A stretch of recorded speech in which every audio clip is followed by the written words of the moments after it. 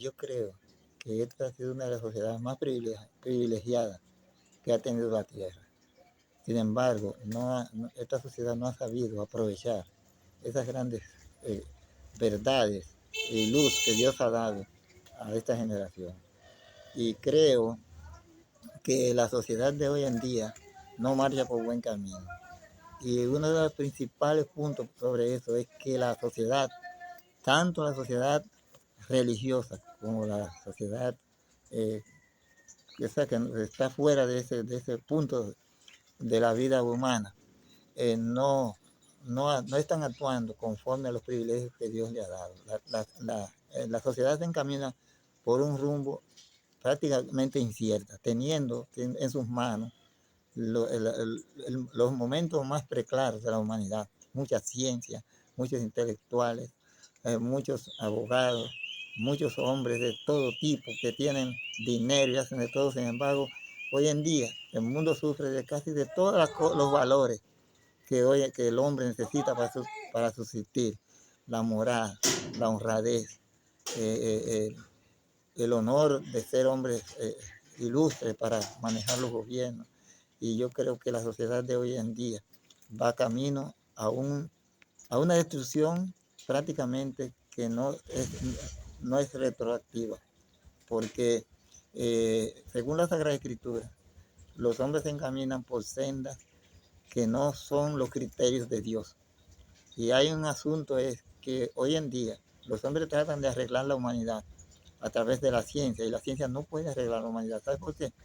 Porque lo que está pasando en el mundo no es un asunto de carestía, ni de dinero, ni de comida, sino una carestía de hombres nobles que tienen en las manos el timón de la tierra, pero lo utilizan para sus propias conveniencias, y no distribuyen los bienes del mundo en forma equitativa para que la gente pueda tener una vida equilibrada y satisfacer sus necesidades de acuerdo a las cosas puede que caigan en sus manos.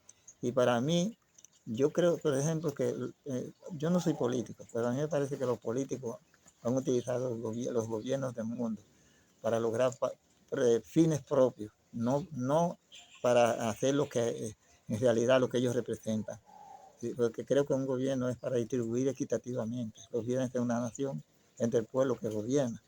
Y hoy en día nosotros, mire, yo no soy, como le decía, no soy político, pero yo considero que los políticos son una clase que se han convertido prácticamente sería casi la mayoría, casi en un parásito destructivo del bienestar de la humanidad. Y creo que si el mundo sigue así, nosotros pararemos en, una, en un gran caos. Hoy el mundo se está distribuyendo en todas partes. Acá se están levantando guerras, hay hambre, hay descontento. Pero yo noto una cosa, que Dios, a pesar de todo, se está despertando hombres y mujeres de aquí a allá en todo el mundo que están hablando. Y hay una cosa que creo, y es que Dios está despertando los espíritus conscientes de lo que pasa acerca de conocer. La gente quiere saber la verdad política, la verdad social, la verdad religiosa, la verdad económica, porque Dios está suscitando eso, porque se aproxima un evento que la gente desconoce, pero nosotros, los que conocemos la Biblia, sabemos que es así, donde el mundo habrá de conocer la verdad de todas las cosas, y todas las cosas, instituciones, gobiernos, serán desnudadas ante la vista de los hombres, de tal manera que muchos hombres y mujeres que hoy gozan de alegría y de fama se verán en un momento triste, porque el mundo a descubrir la verdad lo va a despreciar y lo va a echar a un lado, especialmente en los religiosos. Hay sistemas religiosos que tienen millones y millones de adeptos que lo han llevado al engaño, a la miseria espiritual, y se han muerto perdidos sin esperanza. Y cuando estas personas conozcan, Dios va a hacer una maravilla en la humanidad. Y cuando la gente conozca esto, despreciarán a aquellos que antes, los que más los amaban y más cerca de ellos estaban, serán despreciados y echados a un lado. Incluso habrá un espíritu de matanza, porque la gente tratará de quitar de en medio, aún con sus propias manos, aquellos que lo condujeron mal. Por eso yo creo que el mundo va por mal camino, porque los hombres y las mujeres hoy no luchan por los demás, luchan por lograr para sí mismos las cosas que ellos desean, sin tener en cuenta el medio para lograrlo. Y esta es una de las desgracias más grandes. Y los hombres no quieren buscar a Dios, se apartan de la palabra de Dios, razonan y la razón humana llega al caos, porque la razón humana es extraviada y siempre tratará de conducir las cosas por el medio que más a ellos les agrada para lograr sus fines. Yo creo que la humanidad va por caminos oscuros. Mire, si en la Edad Media hubo oscuridad, yo creo que es extraño, pero hoy en día hay más oscuridad espiritual y de valores que nunca antes. ¿Sabe por qué? Porque los hombres se han apartado de Dios y el mundo sin Dios es un barco sin brújula, porque Dios, en la Biblia dice que en Él vivimos, nos movemos y somos.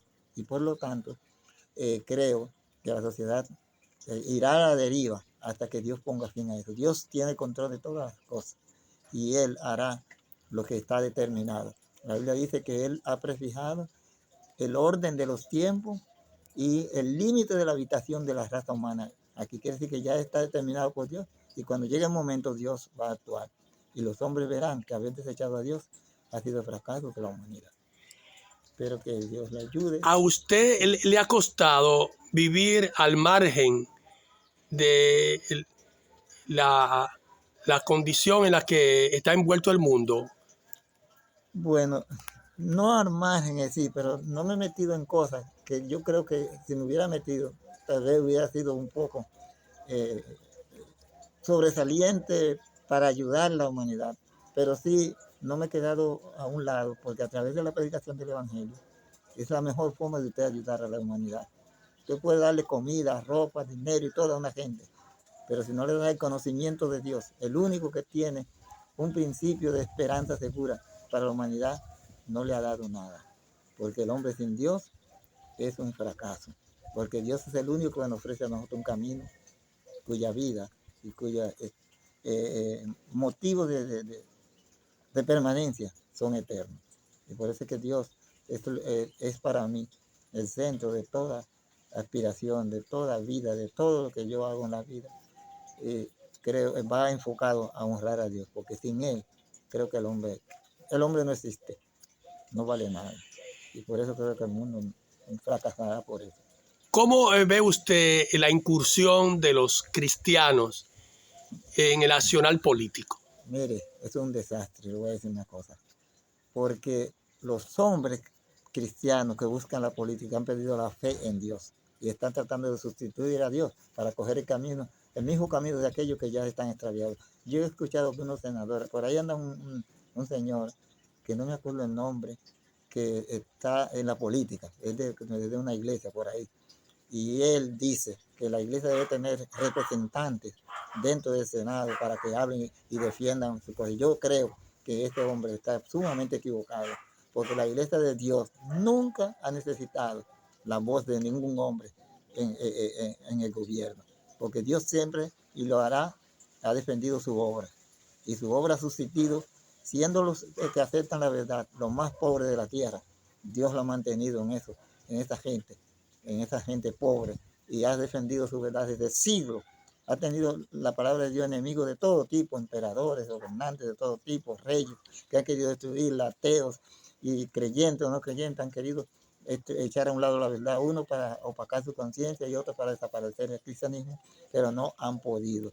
Y yo lo creo que esas personas que están clamando porque la iglesia tenga representantes en los gobiernos no tienen un sentido de lo que es Dios y lo que significa Él como el autor y guardador de su palabra.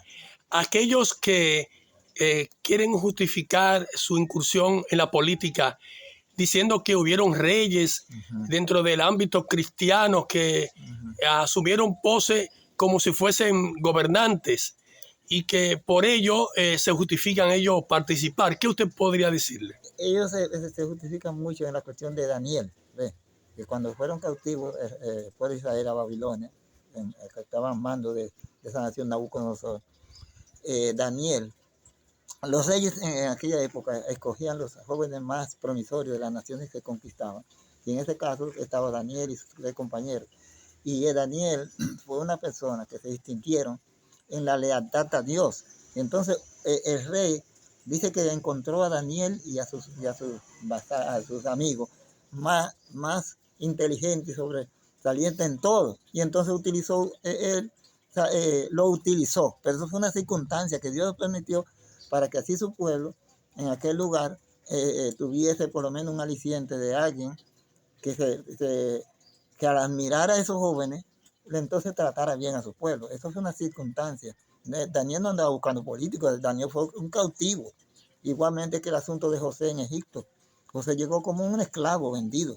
¿Ve? Y Dios se manifestó en él y en esa forma él le dio un consejo al faraón, por ejemplo, cuando iba a haber el hambre. Y el faraón le dijo, pero si usted me dijo, no hay otro como usted para paliar esa circunstancia que viene. Y le dio la oportunidad de que José tomara un puesto en Egipto para lo que venía. Y fue así, Dios lo bendijo. Y cuando vino lo que había sido predicho, Egipto tuvo tranquilidad y paz, porque Dios había obrado en Daniel. Note que es un asunto de obra de Dios espiritual, no un hombre que andaba haciendo política para buscar un puesto en ninguna nación.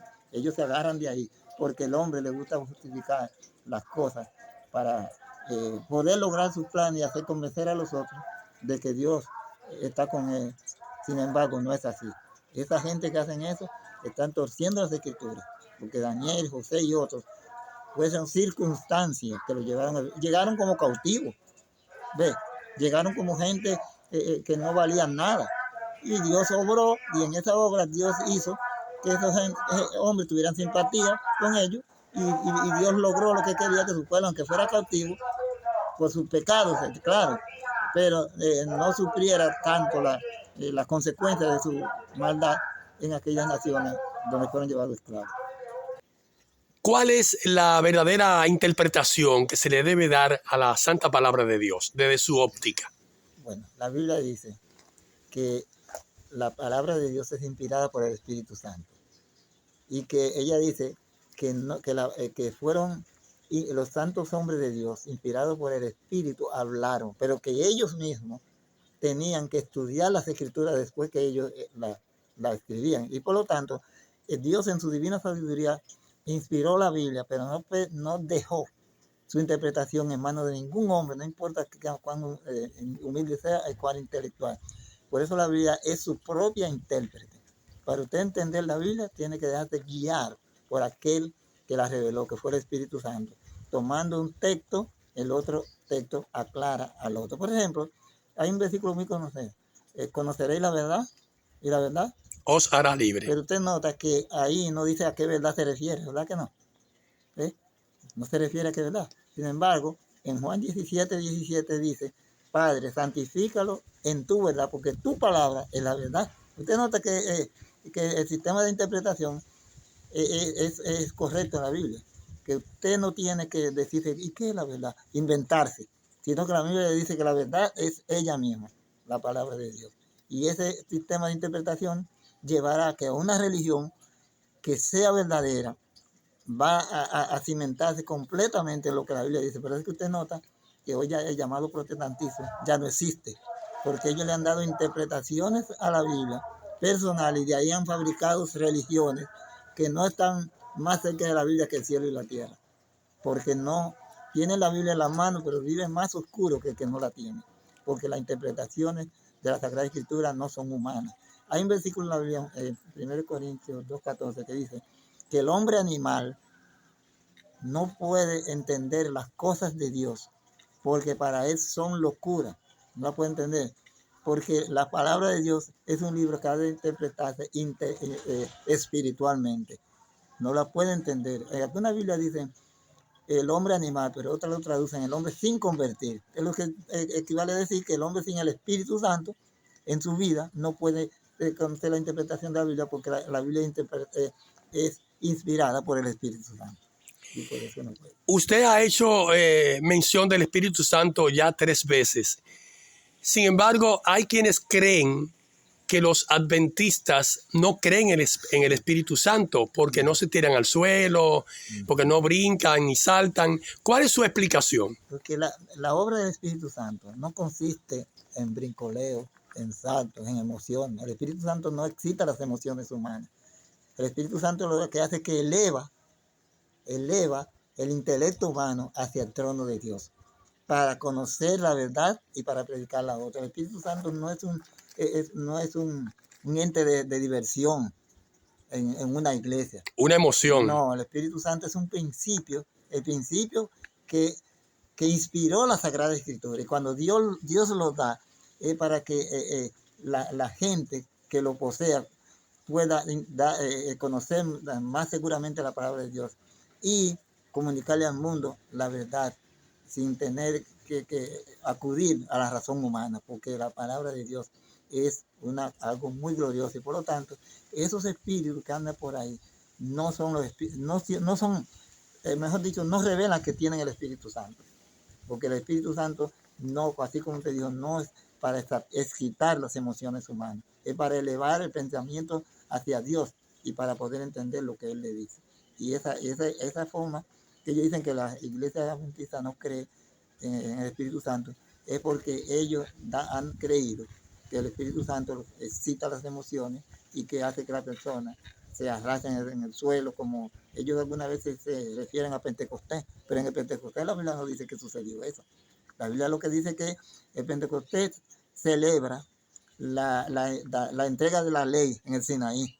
Eso es lo que ellos celebran con eso. Y cuando Jesús nació, la mayoría de las tribus de Israel estaba distribuida porque fue llevada esclavos a las naciones por sus pecados. Y ellos todos los días, el tiempo, cuando venía Pentecostés, ellos se reunían en Jerusalén, venían. Pero esos muchachos y esa gente adulta no sabían hablar ya su propio idioma.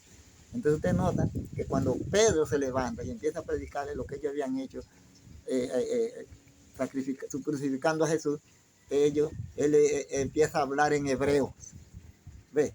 Y entonces dice uno, oh, ¿y qué es lo que pasa? Porque él está hablando en su idioma, pero nosotros lo oímos cada uno de nosotros en nuestro propio idioma. Eso fue ahí Dios lo que usó fue se usó de intérprete el Espíritu Santo para que ellos conocieran el Evangelio y lo que habían hecho y que Jesús era el Mesías. ¿Ve? Pero ahí no se vio en ningún momento de que ellos brincaban. Y cuando la Biblia habla de gozo, se refiere a ese gozo interno que usted siente cuando usted es liberado del pecado.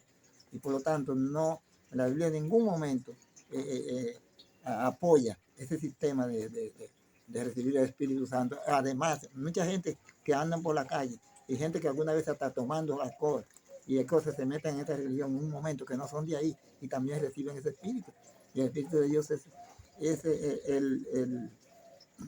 el Espíritu de Dios es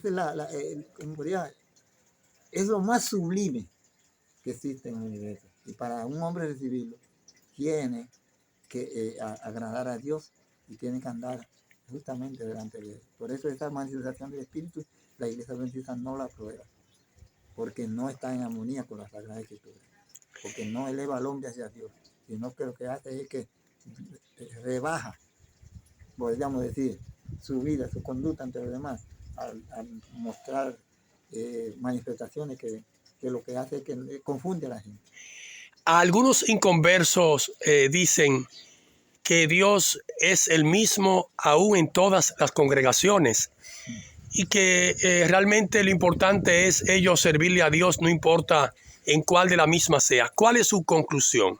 Usted sabe una cosa, eso equivale a decir que si usted va para Santo Domingo, usted puede coger cualquier camino y que llegue a Santo Domingo. Yo le hago la pregunta, ¿usted cree que puede ser posible? Que usted vaya cientos de caminos y cada uno vaya por una dirección, pero no conducen a Santo Domingo. ¿Usted cree que usted llegará a Santo Domingo? Claro que no. Porque Santo Domingo está unido a San Pedro por una autopista, ¿verdad? Y al este entero. Pero si usted le dice, bueno, pero yo creo que si yo me doy por este lugar, yo llegaré más rápido.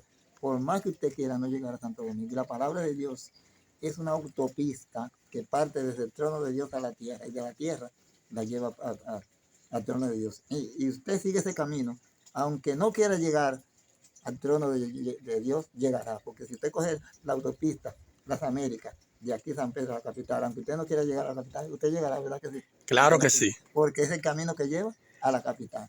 Así es que no todos los caminos al cielo llegan al cielo. Así como decían antes, todos los caminos llegan a Roma, ¿verdad? Decían cuando el Imperio Romano, pero no todos los caminos llevan al cielo. Porque la gente cree que Dios, si fuera así, la palabra de Dios no dijera, y conoceréis la verdad, y la verdad os hará libre. Hay una sola verdad, y la verdad es la palabra de Dios. Los caminos que se han añadido a la palabra de Dios son caminos añadidos por la interpretación errónea de los hombres que no le importa la salvación de aquellos que están bajo su tutela, sino que lo que interesa es, hoy en día la religión se ha convertido en una gran mayoría en un negocio, y hombres sin escrúpulos que no tienen temor de Dios viven engañando a las almas solamente para conseguir un par de pesos. Usted ve que alguien hoy en día alquila un lugar, a un salón amplio, empieza a predicar, lo llena de gente, y en poco tiempo usted lo ve andando con jipeta, con propiedades, con mansiones, porque es un negocio que ha hecho que muchas almas duden de que si el evangelio es verdad, el camino que lleva al cielo. ¿Usted cree que serán escogidos miembros de las diferentes denominaciones el día del Señor? Sí, Dios tiene una iglesia visible y una invisible. La visible es aquella que predica los principios de la Biblia, tal como la Biblia lo enseña. Y la invisible son aquellos hombres y mujeres sinceras que están distribuidos, ¿ves?, en distintas religiones, engañadas, pero que obran, algunas veces obran como cristianos, sin saber la verdad, sin conocer, porque hay principios bíblicos que usted lo viola porque lo ignora. Y entonces te dirá, pero si tienen la Biblia en la mano, es que ellos no, esa gente, hay un problema, y es que no se dirigen por la Biblia. Ellos reciben del conocimiento que le dan sus dirigentes desde el púlpito y no estudian la Biblia. Y esa es la desgracia. ¿Qué pasaría con la salvación de esas gentes? Mucha gente de esta han muerto así, pero dice la Biblia que Dios juzgará a los hombres y mujeres de acuerdo a su conciencia. Por ejemplo, los que sin ley pecaron, dice Pablo, sin ley serán juzgadas. Como usted es un ser inteligente y todo, y yo y todo el mundo, Dios va a obrar también con estas personas que tenían la Biblia, pero no llegaron a conocer la verdad como es, de acuerdo a cómo obraron, de acuerdo a la luz que tuvieron. ¿Ve? Y entonces Dios hará, y mucha gente de esas murieron y serán salvas. Pero hay otra cosa. Pronto, como yo le dije anteriormente, habrá una gran, en el mundo se suscitarán un momento muy, Crucial. sí, muy crucial. Y es que, por ejemplo, los adventistas guardamos sábado, ¿verdad? Y afirmamos lo que la Biblia dice, que la ley de Dios es eterna. El catolicismo romano tiene en mente cambiar los tiempos y la ley. Y tenemos por delante lo que se llama el nuevo orden mundial, y ellos tratan de encauzar todos los elementos en los cuales el hombre se desenvuelve por una sola vía, y que para mejorar las relaciones internacionales de comercio, en el estudio, en el idioma, pero ellos lo que buscan es hacer una sola, globalizar esas cosas para tener en sus manos la sociedad. Y una de las cosas que ellos buscan es crear una sola religión. Y esta religión, para ellos, debe ser el catolicismo romano. Y el catolicismo romano, porque dice que debe ser un hombre que tenga influencia en toda la tierra, y que el mejor para eso es el Papa de Roma. Y nosotros sabemos que eso no es verdad, porque el Papa de Roma no es un hombre que está categorizado en la Biblia como que el hombre de la verdad. La Iglesia Católica representa un monumento al engaño y al error, y surgió desde los escombros de la descomposición del cristianismo, y por lo tanto ellos no pueden darle al mundo lo que necesita, y por eso ellos cambiaron el sábado, y que en honor a Cristo, de la resurrección de Jesús, y ya están a punto de lograr eso. Cuando ellos necesitan solamente una enmienda de la Constitución norteamericana, que reza que Norteamérica, los legisladores norteamericanos no pueden legislar en materia de religión de ningún tipo. Ellos tratan que haya un cambio para que a Roma se le ponga la Constitución norteamericana, reza que ellos son protestantes, pero ahora ellos quieren que le pongan que es cristiana, porque así Roma encaja. Y cuando eso suceda, ellos tendrán en sus manos las leyes civiles, como lo tuvieran en la Edad Media, que hicieron lo que les dio la gana, para entonces así, a través de tener las leyes en su mano, ellos usarán al gobierno norteamericano para que legisle en favor de hacer una sola religión. Ellos están luchando por eso. Y de que el domingo sea puesto por ley en toda la tierra, porque se llamará una ley dominicana. Pero según Elena White, en el libro Conflicto de Frigo, dice que cuando los Estados Unidos hagan eso, vendrá la ruina de la nación. Y por eso nosotros creemos que pronto nosotros veremos eso, porque ya está casi al borde de suceder. Usted hizo mención de Elena G. de White. Hay quienes consideran que los adventistas endiosan a esa dama. ¿Cuál es su aclaración al respecto? Si fuera así, los adventistas tuvieran un monumento a Elena White, invocaran a Elena White y tuvieran a Elena White como lo tienen los testigos de Jehová y distintas religiones por ahí que tienen hombres como Mahoma, ¿ves? Y que rigen la iglesia y Buda, que rigen la iglesia. Pero nosotros los adventistas lo que creemos es que Elena White, ella misma dice que ella no era profeta, que ella era la sierva de Dios. Y Elena White lo que hizo fue que Dios le dio revelaciones contenidas ya en la Sagrada Escritura, dándonos tópicos y cosas, porque la Biblia no es un libro para dar, complacer a nadie, sino ella registra a los pormenores necesarios para que el mundo conozca lo que Dios nos ha dado, la salvación a través de Jesús, y entonces nosotros podamos prepararnos para el Evangelio. Y todo el que lee los libros de Elena White se da cuenta que Elena White fue una mujer inspirada por Dios y que los adventistas no adoran a Elena White. Y Elena White habla más de la Biblia que de ella misma, en todo sentido. Porque lo que pasa es que los que dicen eso son las personas que no han leído su libro y se llevan lo que dicen, lo que son contrarios a la iglesia. ¿Sí? Por lo tanto, nosotros a la iglesia, a Elena White la tenemos como una gran mujer cristiana, que sus escritos demuestran que lo que ella dice proviene de Dios y que son ampliaciones, detalles y cosas que algunas veces no aparecen en la Biblia, aunque son comprensibles en la Biblia, pero para en este tiempo, donde hay tantas religiones falsas, yo quería que su pueblo tuviera una ampliación bien clara de las escrituras para que el mundo conociera la verdad tal como está escrito. En el ámbito de la iglesia pentecostal se usa mucho considerar a algunos profetas.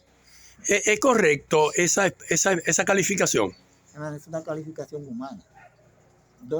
¿A dónde usted puede encontrar una base para que diga que esas personas son calificadas como profetas delante de Dios? Ellos tienen un problema. Al no estudiar la Biblia, los hermanos pentecostales, cualquiera que se da un título, ellos lo aceptan, no importa el título que sea. Si se llama Dios, ellos le llaman Dios, porque ellos no tienen un concepto personal de la Biblia. Ellos adoran más y obedecen más a lo que el pastor les dice que a las escrituras. Esos profetas que andan por ahí no tienen ninguna calidad para demostrarlo, porque lo que hablan y lo que dicen son cosas que no tienen un sentido bíblico, ni tampoco una autoridad que diga que ellos son nombrados profetas por Dios. Los profetas nombrados por Dios eran personas que usted, más o menos como personas conocedoras de las escrituras, sabe que eran personas que Dios la usaba, la hablaba con ellos, y ellos pues, incluso son portadores del conocimiento de la Biblia, porque a través de ellos fue que Dios la comunicó a nuestro mundo. Usted se refirió a los pentecostales hace poco diciéndole los hermanos pentecostales. Sin embargo, las diferentes denominaciones se ven como enemigas, como contrarias. Es poco usual que se llame con ese cariño, con esa ternura, con ese amor. ¿Sabe por qué? Porque la iglesia pentecostal para mí es una de las iglesias más ignorantes en el conocimiento de la verdad. Sin embargo, dentro de ellos creo que es una de las iglesias que más gente sincera tiene. ¿Sabe usted? Y yo tengo amigos pentecostales Y ahora mismo se está sucediendo algo. ¿Sabía usted que hay un predicador de un país de Centroamérica que está predicando el sábado y llamando a su feligreses, él es pentecostal, y ha ganado más de 20 pastores pentecostales y lo ha llevado a la iglesia adventista? Y él está predicando el sábado. Y él mismo dice que su iglesia es la iglesia más ignorante que existe en la tierra. ¿Ve? Y por eso yo amo a toda la gente, que siendo religioso o no siendo religioso, pero ellos también, ellos son hermanos, porque ellos creen en la Biblia, la palabra de Dios. Y los que están equivocados, aunque no sean hermanos en el sentido de conocimiento, pero son hermanos, vamos a decir como creación de Dios. Pero yo, aquellos que están en esa iglesia, yo tengo simpatía con ellos, porque sé que hay mucha gente sincera en la iglesia pentecostal y muchos de ellos se unirán al pueblo adventista al final. Ese hombre que yo le digo está haciendo una obra muy grande para predicar el evangelio, y está denunciando la falsedad que hay en su propia religión. Hay muchos pentecostales que consideran que no es necesario guardar el sábado porque ya fue abolido. ¿Cómo usted le hace referencia por este medio de que están equivocados? Hermano, mire, están equivocados, y eso no es difícil de averiguar. Usted sabe bien que la Biblia traduce el pecado como transgresión de la ley de Dios. Si el pecado es transgresión de la ley, pues donde no hay ley no hay pecado. Y por lo tanto, ¿qué es la gracia? Dice que somos salvos por gracia, y por eso que la ley quedó abolida. Eso es imposible. ¿Por qué se dio la gracia? La gracia, porque hubo una transgresión. La palabra gracia, ¿qué significa? Un don inmerecido. Es cuando usted comete un error grave, ya sea en la justicia, cualquier persona, y la persona le dice, mira, yo te voy a dar una oportunidad, que eso es una gracia, para que tú demuestres que lo que tú habías hecho no fue parte de una costumbre de hacer lo malo, sino porque cometiste un error en tal y tal manera. Yo le pregunto a usted, si usted comete un delito y la autoridad le da una oportunidad, ¿eso le da a usted ahora licencia para usted violar la ley? Claro que no. Entonces, la Biblia dice, el pecado entró, no comenzó en la tierra, el pecado comenzó en el cielo, con la rebelión de Lucifer. Y si usted lee Ezequiel 28 e Isaías, usted verá que ahí dice que Satanás pecó. Si pecó, violó la ley. Y Pablo dice que Adán y Eva pecaron, violaron los mandamientos, porque antes de la ley fue dada en el Sinaí, la ley existía, porque la ley de Dios, los 10 mandamientos, son la forma en que se dirige el gobierno del universo. Y por lo tanto, si la ley de Dios no existiera, no existiera pecado, porque el pecado se traduce como violación de la ley de Dios. Y eso de decir que somos salvos por gracia es anular la salvación. Porque si usted dice que no, que somos salvos por gracia, sin obedecer la ley, figúrese que usted diga que es cristiano. Usted roba, usted mata, usted codicia, usted aprecia más los bienes de este mundo que Dios, usted no ama a su padre y a su madre, usted le desobedece. ¿Cómo puede una gente compaginar que la ley de Dios está abolida cuando los principales renglones de la conducta humana se encuentran enmarcados en la Biblia, en los 10 mandamientos? Por lo tanto, esta es una desgracia. Dice Pablo, hablándole a Timoteo, porque la gracia de Dios se ha manifestado. Oiga bien, la gracia de Dios se ha manifestado enseñándonos que renunciando al pecado y a la vida y a la impiedad, viva una vida piadosa, justa. ¿Ve? Quiere decir que al contrario, la gracia apunta a la ley de Dios, porque la gracia fue dada por la violación a la ley de Dios. Adán y Eva pecaron, y Dios, antes de la fundación del mundo, ya en el cielo se había hecho ese convenio de que si alguno de los mundos caía en pecado, Dios le daría una oportunidad. Y que así fue, la tierra cayó en desgracia, y cuando Dios construyó la tierra, porque la tierra no existía cuando Satanás pecó en el cielo. Satanás fue echado al abismo, pero cuando Dios hizo la tierra, entonces él decidió venir a tentar a Adán y Eva, se le comunicó lo que había pasado en el cielo. Y se le dijo que no podían separarse y que ellos debían tener en cuenta que había un engañador. Entonces Adán y Eva, una vez que en Génesis 3:15, una vez que ellos pecaron, se dieron a Satanás, que el Señor le dijo, el día que comiere morirá. Él le dijo, no morirá, Eva pecó. Entonces Génesis 3:15 habla de la promesa del Mesías que Dios que se había hecho ya en el cielo, de que si alguno de los mundos pecara, Dios iba a entregar a su Hijo para dar su vida por él. Pero eso, la gracia, mejor dicho, ellos no saben lo que están diciendo. No saben, porque anular la gracia no anula la ley. Cuando usted le da una oportunidad, no fue que anularon la ley, no la anularon. Ustedes dieron una oportunidad. Y por lo tanto Dios le da una oportunidad a la raza humana de levantarse y volver a someterse otra vez a los principios de conducta que el cielo exige de cada uno de nosotros para poder ser acepto ante el carácter santo y puro de Dios. La ley de Dios, dice Pablo, es santa, justa y buena. ¿Ve? Y también en el libro de San Mateo, hablando a lo que enseña más la ley, dice que cualquiera que guardare, que enseñare estos mandamientos y lo obedeciere y enseñarle a otro a obedecerlo, será llamado grande en el cielo. Y el mismo versículo dice, pero cualquiera que enseñare a desobedecer estos mandamientos y a no ponerle el interés que Dios le da, dice que será ya tenido en poco en el reino de los cielos. Eso significa que no será tenido en cuenta en la salvación. Cualquiera que enseñare la violación de la ley de Dios. Porque la ley de Dios representa la justicia divina y a la cual se hará el juicio. Yo le hago una pregunta. ¿Usted ha visto algún juicio sin ley? No. Porque sin ley no puede haber juicio. Si no hay ley, usted puede haber entrado ahora mismo en cualquier banco y robar y hacer todo lo que le dé la gana y nadie lo puede hacer así. Pues entonces Dios no puede hacer juicio si no hay una ley que le diga al hombre qué es lo que, ¿verdad? ¿Cuáles son los principios que usted transgredió?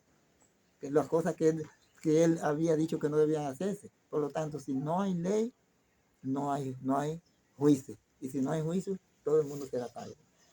Por lo tanto, la gracia no contradice la ley, al contrario, la gracia y la ley se una al otro, se complementan. Y la fe, mucho menos también, porque la fe vino cuando la gracia se le comunicó a Adán y Eva. ¿Ve? Por lo tanto, son tres cosas que y el evangelio tampoco contradice la gracia, porque la palabra del evangelio significa buenas nuevas de salvación. Él anuncia que Dios dio una oportunidad, una gracia al hombre que nosotros debemos ver. Cuando el joven rico le pregunta a Jesús, Señor, ¿qué yo tengo que hacer para ganar la vida eterna? ¿Cuál fue la respuesta que Jesús le dio? Si quiere entrar en la vida, guarda los mandamientos. Y en primera de Juan 2:4 dice que a todo aquel que dice que está en Cristo y no guarda la ley, el tal es un mentiroso y la verdad no está en él. Con este texto queda una persona sincera. El que dice que es cristiano y no guarda la ley, el tal es un mentiroso y la verdad no está en él. Esta persona carece de verdad, no tiene un mensaje que darle al mundo. Cuando usted le predica al mundo que no hay ley, usted le está diciendo a todo el mundo, comamos y bebamos, ¿no? Hagamos todo lo que le dé la gana, porque todos seremos salvos. Si no hay ley, eso es lo que quiere decir. Que todos seremos salvos. Hermano Moya, ¿en qué momento circunstancial de la vida acepta usted al Señor y se da esa conversión en usted? Yo era un, como estos que ayudan a los sacerdotes, monaguillo, yo era un fanático. Yo donde quiera que venga, porque a mí me decían, por ejemplo, que Martín Lutero era un hereje, que era del diablo. Y yo siempre, yo fui secretario de un sacerdote, de Miche, era un hombre muy bueno, que se preocupaba por la gente. Entonces yo, cuando los cristianos hacían su culto, yo un día, mire, hay una cosa que le dicen, una expresión, pero le dicen, o sea, algo que le untan a los caballos, ¿ves? Que es terrible. Y la gente es tan terrible que cuando le ponen eso, los animales se vuelven locos corriendo, pero lo sanan. ¿Sabes lo que yo hacía? Eso hiede como un gas que sale de la persona. Y yo lo ponía por la ventana cuando yo estaba en su culto. Para para que le diera eso y se volviera loca. En el culto de él. Pero cuando yo llegué aquí en Macorís, yo conocí a una compañía que se llamaba La Teitan, una compañía naviera, que se quía en casa. Era un periodista, creo que. Me hizo un amigo y él me puso ahí a ayudarle. Pues entonces había una Biblia. Yo nunca había conocido la Biblia, ni siquiera el nombre. ¿De qué año estamos hablando? Bueno, figúrate, eso hace casi 50 años. Yo tengo en Macorís cerca de 60 años que vine aquí y yo tenía como 22 años, como 20 años. ¿Usted vino de dónde? De Michi, y tengo 81. Y yo tenía aquí ya, yo tenía 20 años cuando llegué a Macorís. ¿Ve? Entonces, yo me puse a leer la Biblia y cuando yo llegué al libro de Éxodo, en el capítulo 20, cuando ya digo, yo comencé desde Génesis, llegué al 20, que yo vi ahí emplazado por primera vez los 10 mandamientos originales de la Escritura. Uno de los mandamientos que más, dos, me abrieron los ojos. Primero, dice que no tendrá dioses ajenos ante mí, que no debe haber nada en la vida que se interponga entre Dios y usted. Pero el segundo decía que no debemos adorar imágenes, ni arrodillarnos delante de ellas, ¿ve? Ni rendirle culto. Y cuando yo vi eso, usted sabe que el católico lo que hace es arrodillarse ante imágenes, ya sea pintadas, sea yeso, lo que sea. Y cuando yo llegué al cuarto mandamiento, que yo vi que Dios mandaba la observancia de ese día. Y dice la razón, porque en 6 días creó Dios los cielos y la tierra y todo lo que hay en ellos. Y por tanto Dios bendijo y santificó el día de sábado. Yo me quedé impresionado por eso y seguí leyendo los mandamientos. Mira, inmediatamente yo salí a buscar la calle a alguien que me dijera dónde había una iglesia que guardar el sábado. Me encontré con un amigo en Aurora, que ahora mismo creo que Gerald, él como fiscal, o no sé si usted lo conoce, yo creo que usted tiene que conocerlo, pero él hace mucho que no nos vemos. Yo le dije, mira, le dije, dime, amigo, dígame, ¿dónde hay una iglesia que guarde el sábado? Y ese patrón le dijo, mira, yo conozco una iglesia, que yo no soy de ella, pero el día que yo sea de mi iglesia, yo seré de ahí, porque ahí enseña la palabra de Dios.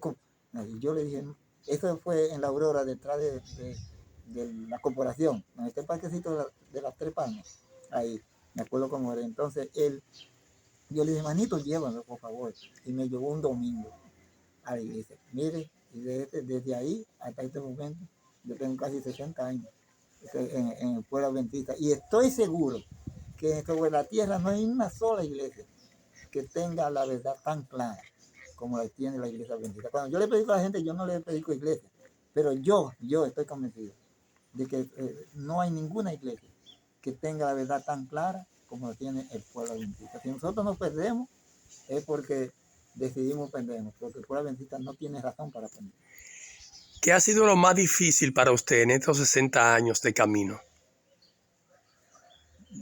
Bueno, yo me he sentido muy orgulloso de haber conocido el Evangelio. Y ni miseria, ni falta ni falta de dinero, ni ninguna cosa. A mí lo único que me ha afectado más en mi vida, en mi vida espiritual, es que yo desde muy temprana edad decidí tener una sola esposa. ¿Ves? Una sola. Eso sí fue en tiempo de mi idea. Sin embargo, por causa de algunas cosas que hay veces cosas impredecibles que uno no sabe cómo hacer, no pude cumplir eso. ¿Ves? Y eso me ha martirizado mi vida, porque los primeros hijos que tuve, ¿te entiendes? No los pude tener cerca de mí para que conocieran. Ellos sí conocieron el Evangelio, incluso no están en el mundo así. Ellos están prácticamente en el Valle de la Decisión. Pero esa amargura de no haber podido cumplir esa cosa, de tener mis hijos cerca para instruirlos, perdí la primera esposa. Ella cometió un acto, ¿verdad? Prácticamente se fue, me dejó, pero yo creo que yo fui el culpable, ¿me entendió? Fui culpable, y por eso es lo único que en la vida espiritual y algunas luchas que uno tiene personalmente contra las influencias externas de fuera, que tratan de dominar a uno, pero no, gracias a Dios. Usted, Me siento tan contento como si fuera el primer día. Usted hacía énfasis en que los 10 mandamientos originales como si existiera la fórmula de falsificar los mandamientos. ¿Sabe una cosa? En el libro de Daniel, en el capítulo 7, versículo 25, dice que después de la caída del Imperio Romano, se representa el Imperio Romano como una bestia que tiene 10 cuernos, que significa la forma en que los bárbaros dividieron el Imperio Romano en su caída en el año 476. Dice que surgiría un poder, el poder más sobresaliente que salió después de la caída del Imperio Romano, no sabemos que fue el surgimiento de la Iglesia Católica Romana. En el año 538 fue que la Iglesia Católica se hizo oficial, con una iglesia con un nombre y con una pretensión y con un poder de mando y de dominio de la conciencia que no se ha visto en la tierra. Y dice que ese poder que representa a Roma, que fue el cuerno pequeño que sale de entre los 10, y dice que ese cuerno tiene ojos y boca, que hablaba grandes cosas, y que pensaría en cambiar los tiempos y la ley, y que perseguiría a la iglesia. Cuando dice que cambiar los tiempos y la ley, usted sabe que el sábado, el cuarto mandamiento, es un periodo de tiempo, ¿verdad? En la semana, es el séptimo día. Y entonces trataría de cambiar los tiempos y la ley, porque al cambiar el sábado, cambiaría ¿qué? Parte de la ley. Y la ley de Dios, aunque ellos han tratado de cambiarlo, ellos cambiaron, por ejemplo, el sábado por el domingo, pero para el que conoce la verdad y conoce la Biblia, sabe que el sábado sigue siendo el cuarto mandamiento de la ley de Dios. Porque la gente no sabe eso, que el sábado toma parte en la ley como cuarto mandamiento. Y por lo tanto, y yo dije que el mandamiento original, que podría ser así, porque surgiría, la Biblia dice que surgirían entes, o sería un sistema religioso poderoso que trataría, razonando y dándose poderes que Dios no le ha dado, tratarían de cambiar los tiempos y la ley. Y por eso, al decir original, podemos decir que podría haber, ¿verdad?, la existencia de una falsedad. Y por eso le hablé. Usted dice con gran satisfacción que tiene 81 años de edad, sin embargo, aparenta menos. ¿Cómo se logra conservarse lúcido, así como usted alcanzar 81 años de edad? Bueno, porque junto con la Biblia, yo conocí los escritos de esta señora que la gente dice, que ellos dicen que nosotros adoramos. Elena G. White, Dios le dio instrucciones acerca de la salud, de una que se llama la Reforma Pro Salud. Y en ese lugar, en ese libro, que se llama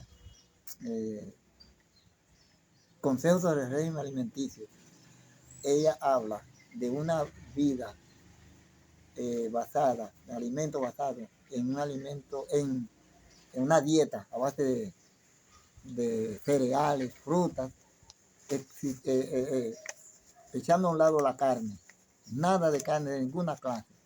Y yo, cuando vi eso, de una vez lo tomé como parte de mi vida espiritual y lo puse por obra.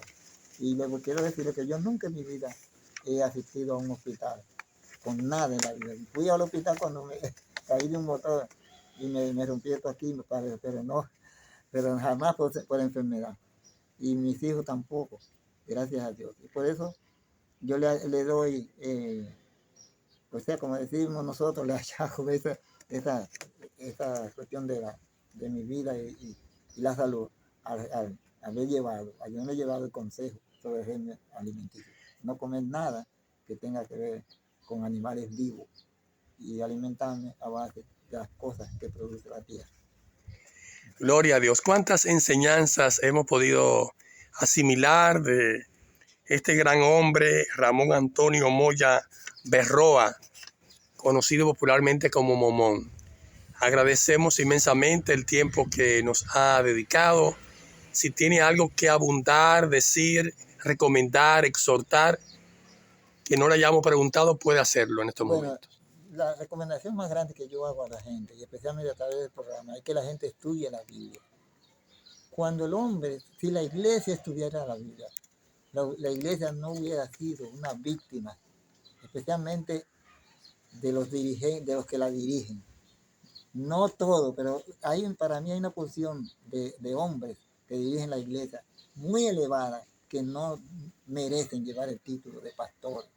porque para mí el nombre que llevan los pastores debía ser que la Biblia dice, y es centinela. Un centinela es alguien que daba la voz de alarma, ¿ves? Cuando las ciudades que estaban rodeadas con muros, si venía una invasión, ellos daban la voz de alarma. Por lo tanto, yo creo que si la iglesia, si los miembros de la iglesia dejaran de entregar su mente a los pastores, la entregaran al estudio de la Biblia y tuvieran un conocimiento personal de lo que la Biblia dice con relación a la salvación, la iglesia estuviera mejor parada. Pero desgraciadamente, así como en el tiempo antiguo, los dirigentes de Israel extraviaron a la nación y la apartaron de Dios, también hoy en día los dirigentes actuales están extraviando la Biblia, a la gente de la Biblia y de Dios en una forma completamente mayoritaria y que da pena. Por eso yo a los miembros de las iglesias, a todos, les digo que vuelvan a la Biblia. La iglesia fue organizada no para entregar la mente a los hombres que la dirigen. La iglesia fue organizada para que nosotros juntos y unidos predicáramos el evangelio, así como un ingeniero busca un equipo para hacer una gran casa y cada uno tiene su obra. Así mismo Dios nos unió para hacer la obra, no para que uno siguiera al otro. Y la desgracia de la iglesia hoy en día es que la iglesia no tiene un concepto personal de su relación con Dios, sino lo que lo dicen de los púlpitos. Yo leí en el libro que se llama el libro El deseado de toda la gente, donde Elena White habla en un capítulo titulado Días de conflicto, dice que Jesús desde muy temprana edad comenzó a obrar por su propia cuenta. ¿Sabe por qué? Porque él se dio cuenta que los dirigentes de la iglesia estaban extraviados y ellos quisieron educar a Jesús para que fuera discípulo de ellos, porque eso le daba renombre a él. Y él no quiso, él menospreció y le dieron querella a María. Y María muchas veces reprochó a Jesús y sus hermanos, porque era un privilegio que un joven de una familia quisiera ser educado por los rabinos. Pero él se dio cuenta que los rabinos estaban sumamente equivocados. Y por eso dice que desde muy temprana edad comenzó a obrar por su propia cuenta, porque Jesús tenía un concepto personal de Dios y la Escritura. Y eso es lo que yo recomiendo a la gente. En estos últimos días, antes que sea demasiado tarde, la gente tendrá que volver a la Biblia. Tiene que echar a un lado la entrega de su mente a los hombres y recordar que la Biblia dice, maldito el hombre que se apoya y confía en el hombre. Por lo tanto, yo creo que la gente debe volver al estudio personal de la palabra de Dios. Sí, y a propósito de ese texto bíblico, la gente a veces lo malinterpreta, lo tergiversa. Y es que cuando la Biblia nos habla de que maldito el hombre que confía en el otro hombre, no es que yo deje de creer en usted, sino que yo quite mi mirada en Jesucristo y la ponga en usted como mi Salvador. Es exactamente que yo me deje arrastrar por lo que un hombre dice o haga, poniendo mi admiración y lo que yo pueda saber. O sea, es como si yo, mi responsabilidad es tener un conocimiento personal de Dios, lo delego a otro para que me diga lo que yo debo hacer, lo que yo voy a hacer, teniendo yo la oportunidad de estudiar y conocer personalmente lo que Dios me ha dicho. La Biblia no es un libro que pertenece a ninguna iglesia. La Biblia es un libro universal y pertenece a cada hombre que nace en esta tierra, para que conozca lo que Dios nos ha dado como esperanza de salvación. Amén. Bueno, hoy viernes 9 de febrero del año 2024 hemos conversado con este gran hombre, Ramón Antonio Moya Berroa, conocido como Momón, a quien le agradecemos este tiempo valioso que nos ha dedicado. Para quien os dirige la palabra, Cesario Silvestre, ha sido un gran honor, una gran satisfacción haber consultado a esta gran cátedra de conocimiento. Que Dios le bendiga y gracias por su buena disposición, su receptividad, por contestar cada una de nuestras preguntas, nuestras inquietudes. Muchísimas gracias nueva vez. Bueno, le doy las gracias a usted por haberme hecho participante de esta conversación, esperando que Dios le ayude y le ilustre más en su profesión, para que pueda decir la verdad. Porque si hay cosas que la tierra necesita, son hombres y mujeres que ni se vendan ni se compren, sino que digan la verdad, que les cueste lo que les cueste. Amén. Para Cesario Silvestre ha sido un gran honor. Muchas gracias por sus atenciones.